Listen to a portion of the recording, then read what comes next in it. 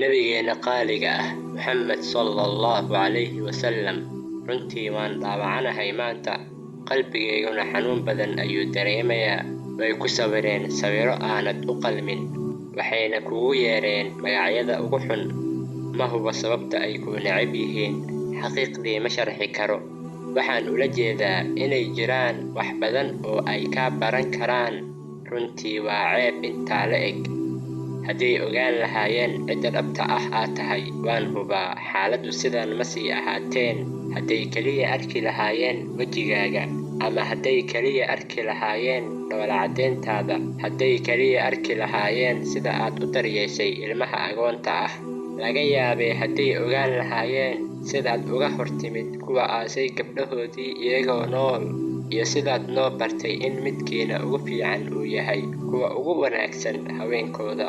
waxaa laga yaabaa hadday wax ka akhriyaan noloshaada oo ay maqlaan isla sheekooyinkii la ii sheegay, qaabka aad ugu naxariisatay da'yarta, isla markaana aad u ixtiraamtay dadka waaweyn, sida naxariista leh aad ula hadashay, sida jaceylka leh aad reerkaaga ula dhaqantay, iyo dhammaan xiriiradaas, sida aad noo bartay inaan ugu naxariisano waalidkeena, gaar ahaan hooyadeen, ama sidaad noo bartay inaan dadka kale si wanaagsan ula dhaqanno, iyo in midba midka kale uu kaalmeeyo.